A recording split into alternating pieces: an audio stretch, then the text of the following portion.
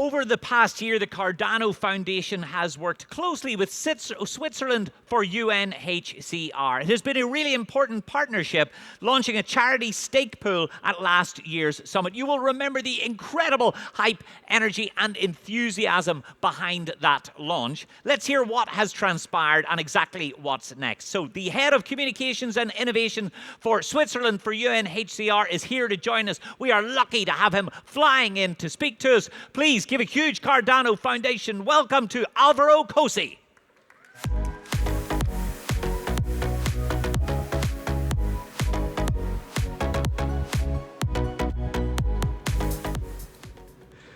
Good afternoon, everyone. So the slide's already on. Good, great. And yeah, here we go, that's mine. Okay, so I'm Alvaro Cosi. So yes, I actually am the head of innovation for Switzerland for UNHCR. And you will ask, what's Switzerland for UNHCR? Well, Switzerland for UNHCR is the national partner of the UN Refugee Agency. And now you ask, obviously, what's a national partner? So think of it in innovation terms, a little bit like a kind of a spin-off, focusing for Switzerland on awareness raising and critical resource mobilization, aka fundraising. But we also have an innovation unit, a very small one. We're actually only 2 people with Ruxanda here. And well, this team, thanks to this innovation work, we realized something. My name doesn't say it, but you won't guess it, but I'm Alvaro, but I'm born and raised from Switzerland, born and raised in Switzerland. And what I noticed with Switzerland is that it's quite different than Dubai. It's my first time in Dubai. So yeah, quite different. We don't have like big, tall skyscrapers. We have big mountains. We don't have 4x4 as many, but 4x4s. We got cows. But you do have similarities, though. And those similarities, one of them has a huge impact on my work. And it is that both of them are actually a big hub for blockchain. So both being like this big hub for blockchain has had an impact on the way we led innovation within Switzerland for UNHCR, and we acted a little bit like a kind of a sandbox where we could actually experiment a bit more about new technology without like going over and scaling it up to the entire organization at UNHCR. Well, something else you need to know about me is that circumstances had me head both the innovation unit and the communication unit. And I'm saying hi to Olivier as a deputy director in charge of HR, so you deal with this. I don't know how it's going to be afterwards. But with this in mind, I found also another similarities in these 2 functions, being like communications. At the end of the day, my job is about raising awareness about the refugee cause, changing the narrative about the way we see refugees around the world, in Switzerland specifically in my case. And when we started working with blockchain, I did find also a lot of similarities with my work with blockchain. It's about changing the narrative and the perception of how do you work with blockchain within a humanitarian organization, but also the other way around. How do you work with humanitarians as a blockchain company and corporate? So with this in mind, I thought, let's bring these points today and take the opportunity to pretty much do what I do every day, whether in communications or innovation. It is about debunking myth, bringing you facts that maybe will help you understand a bit more what we do for refugees and the refugee cause, and how our experience did go by setting up this stake pool and this project together with the Cardano Foundation. So here we go. Fact number 1, most refugees don't live in refugee camps. So I know that in the idea of most people, you see these white tents in the movies, in refugee camps, those big things. So those still exist, don't get me wrong. But the huge majority of refugees live in urban settlements. That means they can be your neighbors. They really live where host communities live. And that brings challenges, which is how do you also bring solutions not only to refugees and forcibly displaced populations, but also how do you pretty much make this easier and facilitates integration within the hosting communities. That's a big myth as well. It's like most of the people think, at least in in Europe, where I come from, that most refugees will travel all the way and come to Europe and settle in North America. Well, guess what? That's not true. Most refugees settle in a neighboring country. And you know what? So in this neighboring country, because they're really close from their home place. And you know what? If they could, they will go back home. If they could, but that's not possible. That's why they usually stay in those neighboring countries. One of the country, do you guys, anyone knows the country hosting most refugees in the world? Any guess? Sorry? There's no mic, so I will just raise the hand. Who says Germany? Who says Pakistan? Nobody? Well, who says Iran? Who says Turkey? Well, but you cheated. You work for us. Okay, well done. The country hosting most refugees is Turkey, actually. So that's something also we'd like to debunk, is the fact that most refugees travel all the way to Europe or to other countries. Almost half refugees are children. That's also, it's a big myth. We see these images in the media, in the news, that often depict refugees as being like only young males traveling crossing a channel, traveling all the way from Afghanistan and arriving again in northern countries. Well, that's not true.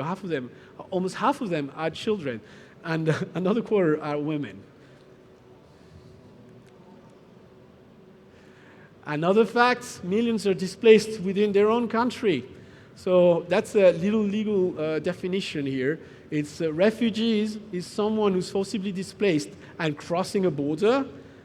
And here, when you're displaced in your own country, you become what we call an internally displaced person, an IDP in the jargon.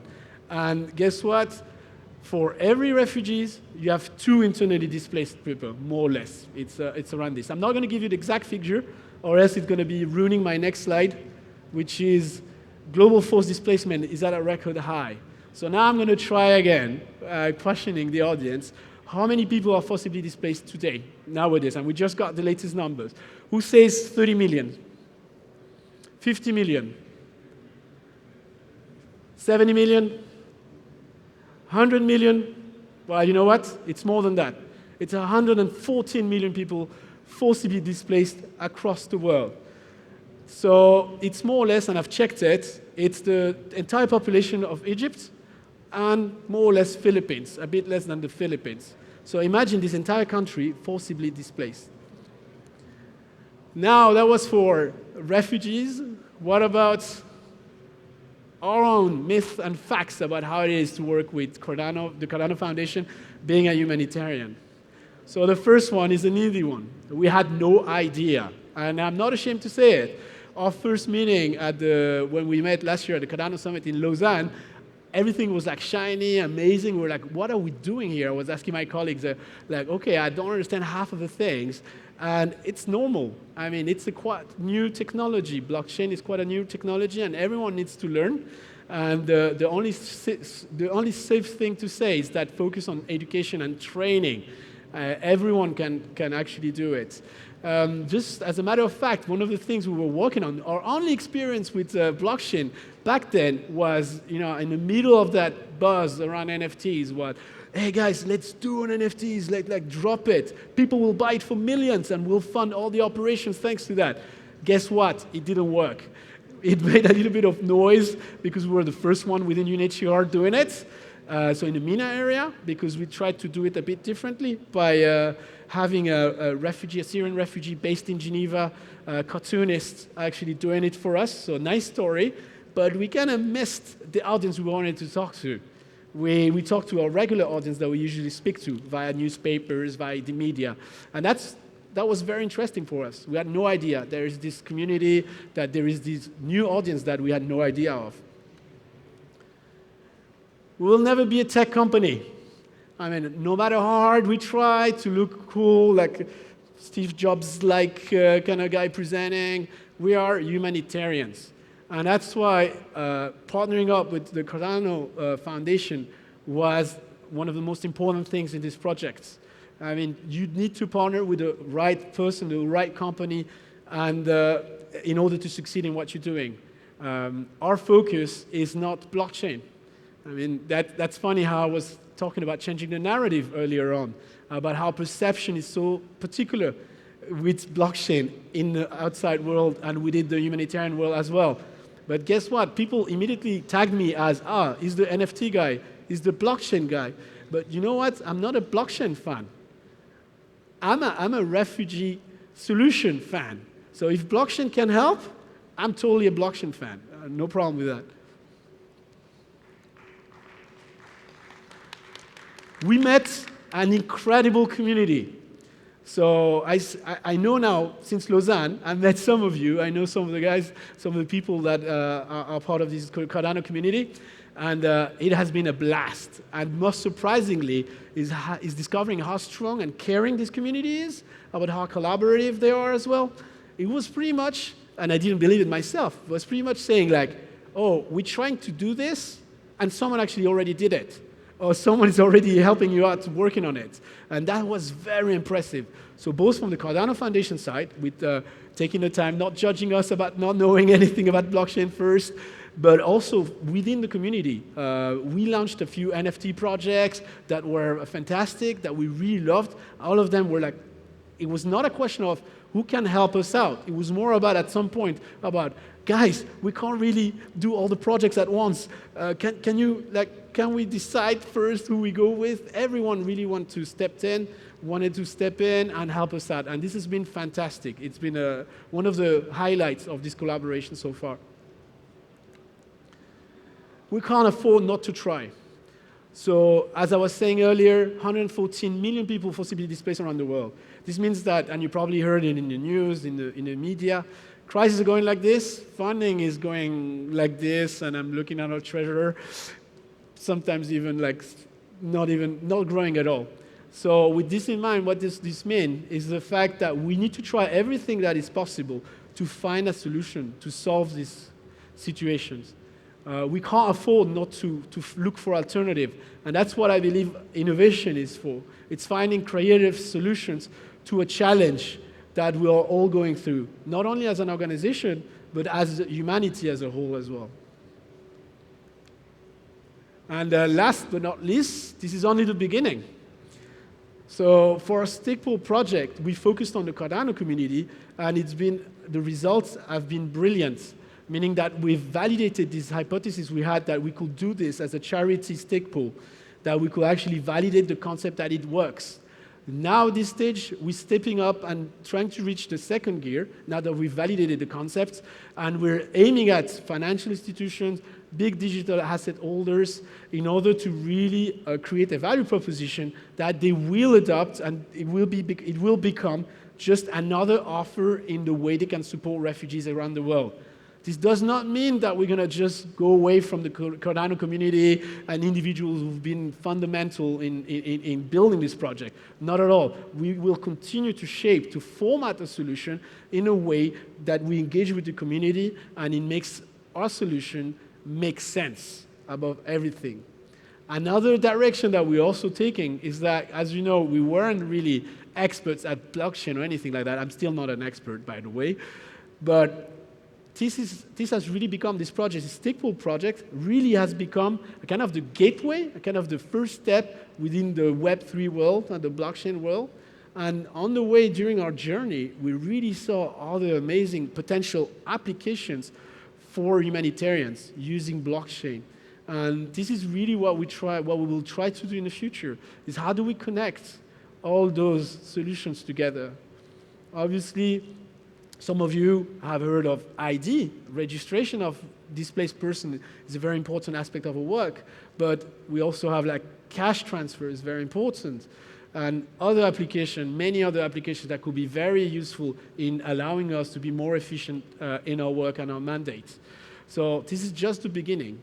And last as well, I would like to thank the Cardano community and the Cardano Foundation for really rocking the boat and allowing us to really have a glimpse and start seeing how all the potential that blockchain has in our sector. And again, I will finish with that really, because I think it's the most important sentence today, is that this is only the beginning, and let's make it work together for those 114 million people forced to flee. There we go.